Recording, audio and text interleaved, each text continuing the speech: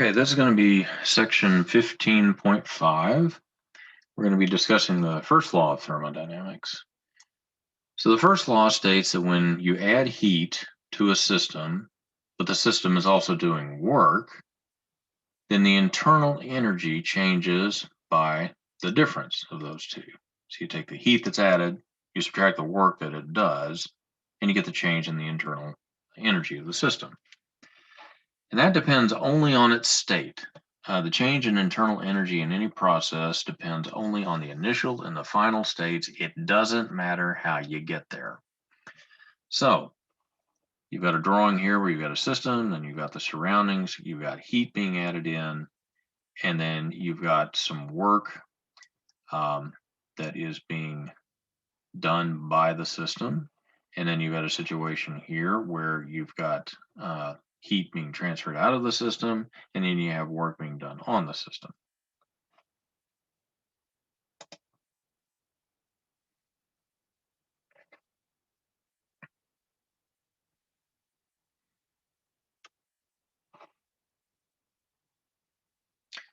So thermodynamics is going to be the study of energy relationships that involve heat, mechanical work, and other aspects of energy and energy transfer. The first law of thermodynamics extends the principle of conservation of energy to include heat as well as mechanical energy. So a thermodynamic system is a system that can interact with its surroundings or environment in at least two ways, one of which is going to be heat transfer. An example is a quantity of gas that's confined in a cylinder with a piston, similar to the cylinders in internal combustion engines. Energy can be added to the system by conduction of heat, and the system can also do work as the gas exerts a force on the piston and moves it through a displacement. With thermodynamic systems, as well as all others, it's essential to define clearly at the start exactly what is and is not included in the system. And then you can figure out where the energy transfers into and out of the system. So let's take a look at those two diagrams again. Heat is going to be positive when it enters the system, and it's going to be negative when it leaves. And then work is going to be positive when the system expands, and then negative when it contracts.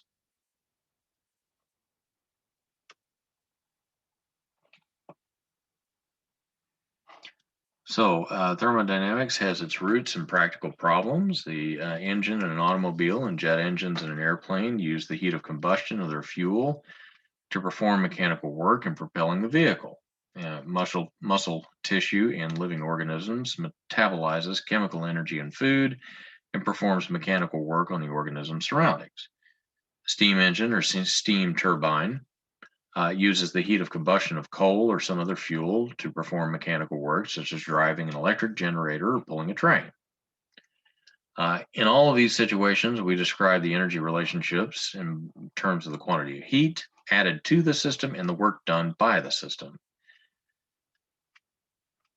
So positive value for Q represents heat flow into the system with the corresponding input of energy to it. Negative represents heat flow out. Positive value of W represents work done by the system as it pushes outward against its surroundings, and those surroundings move in the direction that the system is pushing. So in other words, the work done by an expanding gas. Thus, positive work corresponds to energy leaving the system. Negative work occurs when the system moves in the opposite direction which the system is pushing. In other words, energy enters the system. For example, when a piston pushes inward to compress the gas. We'll use these rules consistently throughout this chapter as well as the next. A lot of times you have to kind of watch how textbooks or certain situations define these quantities because it would be helpful if everybody ran with the same convention. Unfortunately, that doesn't always seem to be the case. So in this discussion, we're going to be concerned mostly with the equilibrium process. In other words, heat transfer takes place so slowly that the system is always very nearly in thermal equilibrium. In other words, the temperature is uniform throughout. Changes in volume also take place slowly enough that the system is always very nearly in mechanical equilibrium. That is, that the pressure is uniform throughout the system. Including both conditions, we speak of states of thermodynamic equilibrium. In non-equilibrium processes, there is no such thing as a single temperature or pressure for the system as a whole. So, a gas in a cylinder with a movable piston is a simple example of a thermodynamic system. Internal combustion engines, steam engines, and compressors in refrigerators and air conditioners all use some version of such a system. So in the next several sections, we're going to use gas in cylinder systems to explore several kinds of processes that include energy transformations. So let's take a look at this system. We've got a solid or fluid in a cylinder with a movable piston. Suppose that the cylinder has a cross-sectional area here, A, and that the pressure exerted by the system at the piston is P. The magnitude of the force is going to be basically the pressure times the area. And then when the piston moves a small distance, delta x, the work, which is force times distance, is going to be computed with that. The change in volume is going to be the area times delta x. So then you can express the work done in the system as pressure times a change in the volume. So we're replacing that with this. This is also another way to represent it. But if the pressure is not constant during the expansion, suppose, for example, that we let an ideal gas expand, keeping its temperature constant, then this product is constant, if you'll remember from the formulas we had previously. So as the volume increases, the pressure must decrease. The situation is similar to the one in which work is done by a varying force, a phenomenon we looked at in Chapter 7, and we can handle it in the same way. We divide the total change in volume into many small changes, each so that we can consider the pressure to be constant within each one, and then calling the various pressures to be multiplied by that. We can take the sum of all of those, and then we've got the work. We can also draw a graph showing the variation of P with V, with pressure on the vertical axis and volume on the horizontal.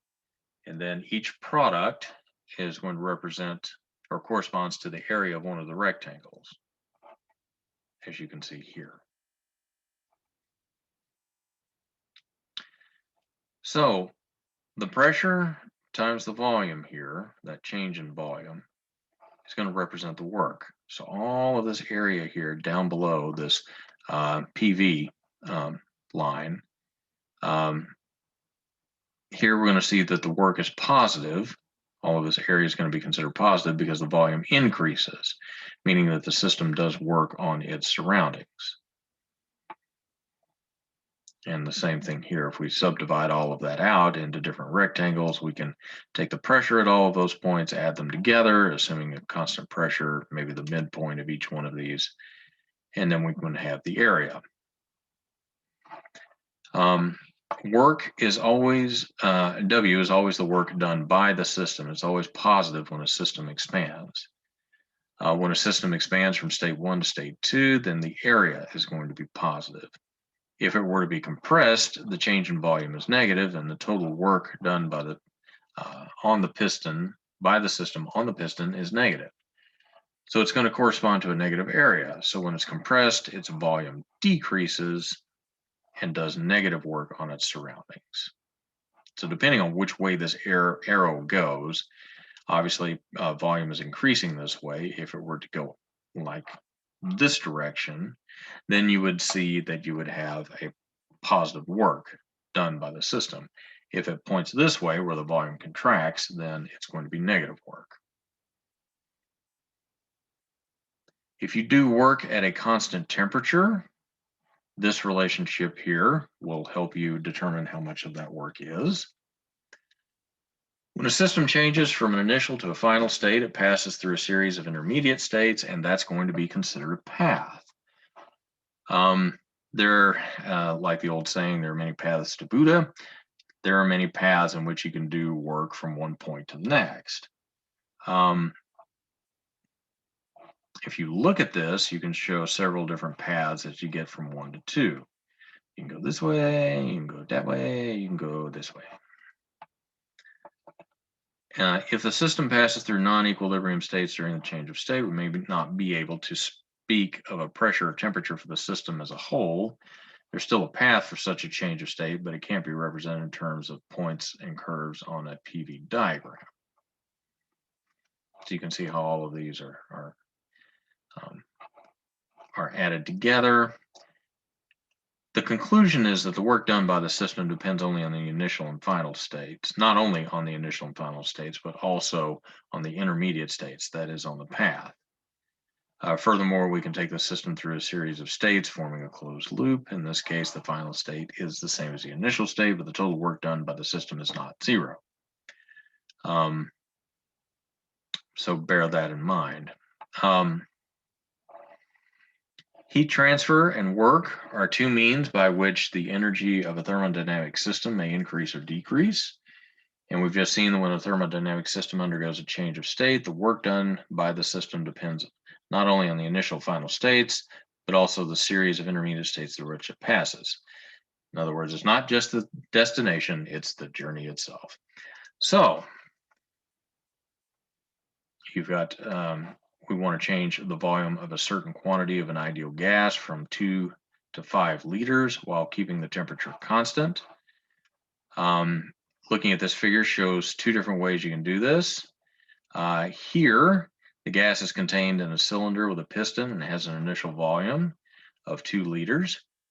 If you let the gas expand slowly, supplying heat from the electric heater, which is down here, to keep the temperature at 300 degrees Kelvin. After expanding in the slow, controlled isothermal manner, the gas eventually reaches this. It absorbs the definite amount of heat, it absorbs a definite amount of heat in the process. So you got the hot plate here, system does work on the piston. You've got heat coming in, and then you've got work being done pushing the piston up. That is a slow, controlled isothermal expansion of a gas from state 1 to state 2 with the same temperature, but lower pressure. So if we take a look over here, we've got 2 liters here, and we've got 5 liters here. So let's say we have some sort of breakable partition. The gas is going to be at 300 degrees Kelvin. We've got a rapid, uncontrolled expansion of the same gas, starting here and then eventually ending here. The uncontrolled expansion of a gas into a vacuum is going to be called a free expansion. The gas is not in thermodynamic equilibrium. Heat depends not only on the initial and final states, but also the path. The free expansion invokes non-equilibrium states that can't be described by a single temperature or pressure for the system as a whole. So because of this dependence of the path, it doesn't make sense to say that a system contains a certain quantity of heat. Suppose we were to assign an arbitrary value to heat in an object in some standard reference state. Then presumably the heat in the object in some state would be equal to the heat in the object in the reference plate plus the heat added when the object goes to the second state. But that's ambiguous. The heat added depends on the path we took from the reference state to the second state. Therefore, there is no consistent way to define heat in an object. We just can't do it. However, we can speak about the internal energy in an object.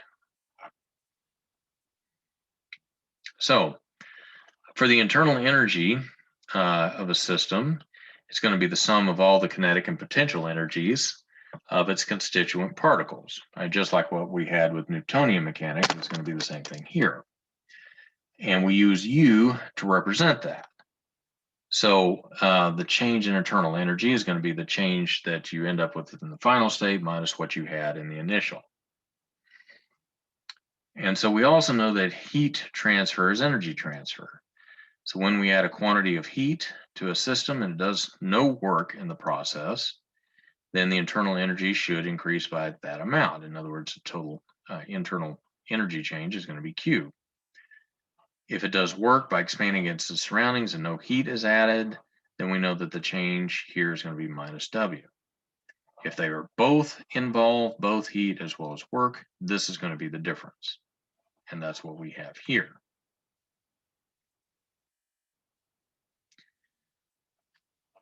The first law represents a generalization of the principle of conservation of energy to include energy transferred through heat as well as mechanical work.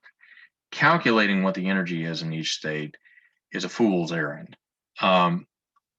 What you need to do is to try to figure out how to get at what the change is.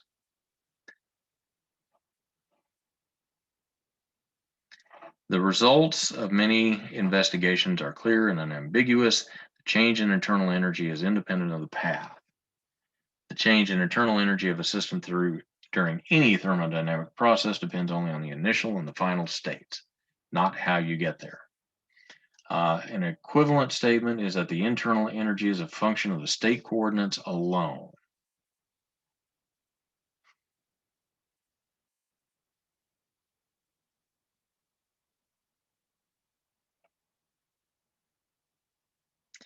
An isolated system is a system that does no work on its surroundings and has no heat flow. For any process taking place in an isolated system, the work is equal to the heat, which is equal to 0, and the change in internal energy is going to be 0. So in other words, the internal energy is going to be constant, whatever it happens to be. And you've got some problems here to work. It'd be good for you to do so.